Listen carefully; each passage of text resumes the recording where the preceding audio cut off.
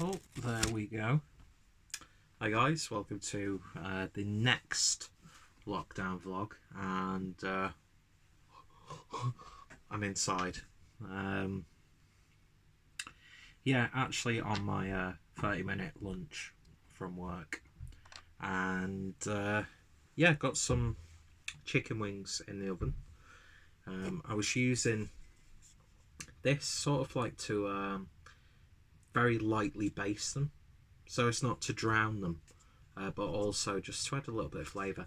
I actually thought I picked up the grapefruit thing, that the halcyon, grapefruit halcyon, but no, it's a double IPA that Thornbridge brewed in collaboration with Magic Rock, and yeah, obviously it's been used for cooking, but you know, I can't just let an open can sit around. So yeah, just thought I'd have a little bit of a drink while I'm waiting.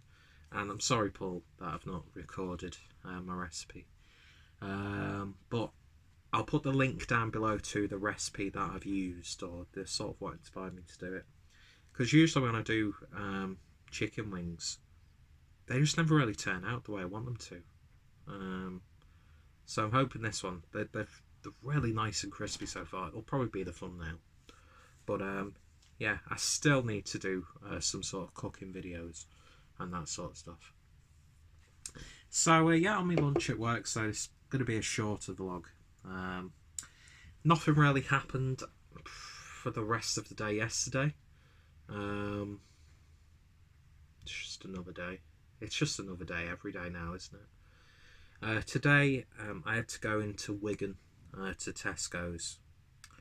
I know that's not the most sensible thing, having to get a bus to go to somewhere, but I did need to pick up some essential things from Tesco's. Not just that, that was a byproduct, as well as the 6-pack of Pabst Blue Ribbon and Roaster Coaster from Brewdog and Evil Twin.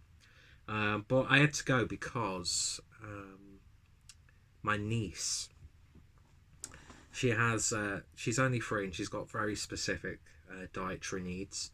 And she needs a lot of stuff that basically is free from gluten, free from soy, and free from milk.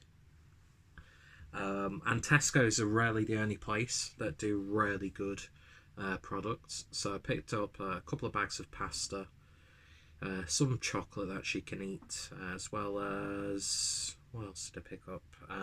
Some bread that she's able to eat, and almond milk. So yeah, it was a real pain in the arse for her mum and dad to pick that up, and you can't get it online on Tesco. So I thought, do you know what? It's, you know, I know it's not like life threatening, but the idea of like a 3-year-old having, like, you know, just feeling like shit and stomach problems, and because she does get really affected by it, it's absolutely awful.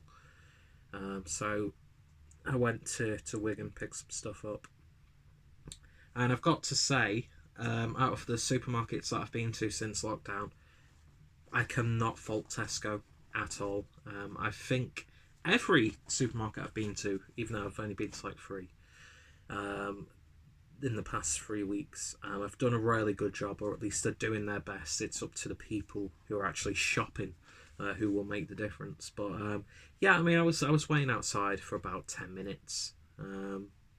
Really well organised queue, and then when you got just to, you know, when you go inside, the lady pretty much wiped down the shopping trolley, and with her gloves on, and gave it to you, so you didn't have to, you know, fumble around. And I had my wipes with me anyway, so just to double check. And they've got a one-way system in the Wigan Tesco's, which is, it's a bit of a ball ache, but it's doable. And there were a couple of times when I was going the wrong way, but a lot of people were. But yeah, they're pretty much non-stop wiping down surfaces and stuff. So, and the way they organised the actual checkouts as well, you had to go like to the furthest point and then make your way down to each checkout. So yeah, I can't fault Tesco at all with how they're dealing with it. And yeah, a real shining example of how to deal with a situation like this. So yeah, plus the good thing about being on the buses is they were empty, so I got to and from really quickly, and of course wiped down all the surfaces that I would hold on to on the chairs and the buttons and stuff. So yeah, it was an interesting day. So I sort of like combined that with my walk, because there was a walk around there, quite a lot of stuff to bring back anyway. So I got my exercise kind of, but not really. I think tomorrow I'm gonna get the bike out and go up to the beacon, just do a really simple sort of trip, and when I get to the beacon, walk around with my bike. So it's not just, because I think if I cycle there, I get there quicker and I'm not using as much energy and I'm not, as active. So yeah, we'll probably do that if weather permitting, of course. Well, yeah, that's it really. As I said, on my lunch from work. It's been an easy shift today, and thankfully, next week, I've pretty much got a normal full shift that I'd be entitled to with my contract. Because I was worried that I get a lot of, because I'm contracted to have 20 hours minimum, and part of me was thinking that's probably the best I'll get, and any additional hours are a bonus. But now I've got my full schedule for next week, which is good. So that's been a massive weight off my mind, to be honest. But I'm just spending my money way too quickly. I mean, I've got that Brew by Numbers order coming any day now. So yeah, and I've been doing the shopping, and people have been paying me back, and I've been back and forth to like my nans and stuff, picking things up like that. But yeah, I heard today that Mr. Boris Johnson is in hospital on oxygen, which when you initially hear that, and the tabloids love that initial headline, it's when it gets to the point where he's on like a respiratory machine. Do you know what I mean? That's when we worry. And would that technically be assassination from the Chinese? I don't know, but yeah, all joking aside, really weird to hear. You're the leader of your country. I mean, I don't think he will, but just could you imagine that if Boris Johnson died due to complications from the coronavirus? That'd be absolutely mental, wouldn't it? But yeah, I think the mother of a footballer's died. The guy who Lord Bath, I think his name is, from Longleat Country Park, he's died. He died yesterday, I think. And I can't remember what her name is, but the woman who played Pussy Galore in James Bond, she's dead as well. So it just shows you, really, doesn't it, that this isn't limited to the general populace. Anybody can really succumb to this. So yeah, that's all I'm going to mention about this, by the way. It's not going to be a Debbie Downer sort of vlog. Although, did anybody watch the Queen's speech? She could do more. The pearls round her neck would be a good donation, cash-wise, to research this. But let's not go there. Let's not focus on that. So yeah, that's it really. As I said, I got my chicken wings cooking in the oven. I've pretty much got to cut this video off now because my lunch is due up in, let's see, in less than 3 minutes. So yeah, just thought I'd check in. Probably the least interesting vlog of the series. You don't even have nice scenery to look at. But yeah, yesterday's walk was much needed.